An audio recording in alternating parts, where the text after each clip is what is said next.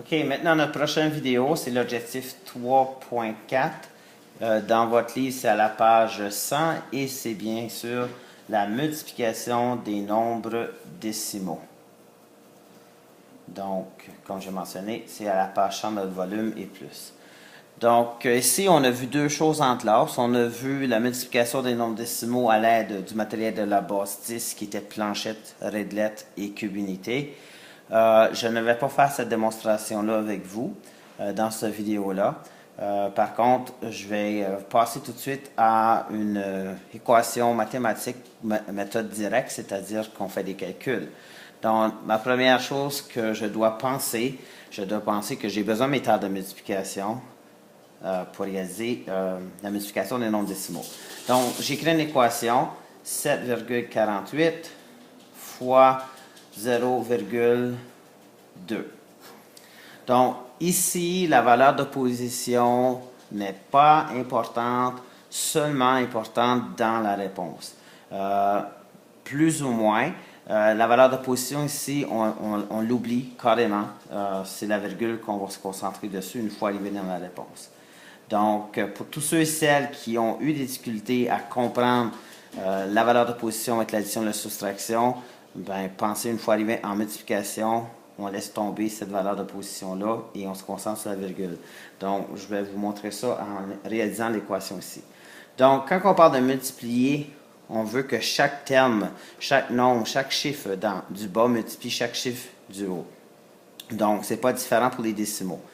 Donc, je commence avec 2 fois 8 qui donne 16. 2 fois 4 qui donne 8 plus 1 qui donne 9. 2 fois 7 qui donne 14.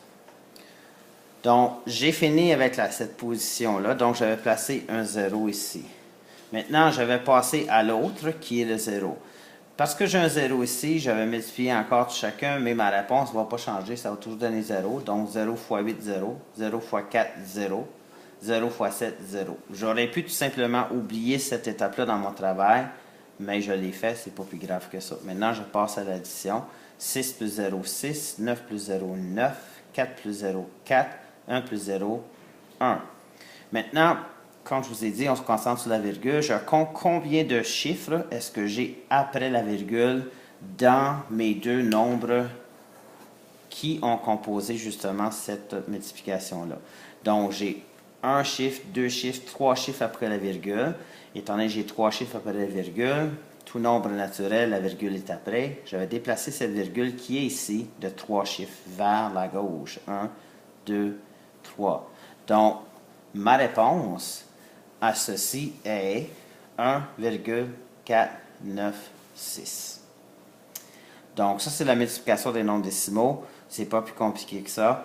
Je pourrais en faire plusieurs. Je pourrais en faire à un chiffre, deux chiffres, trois chiffres ici. Ça n'a aucune importance.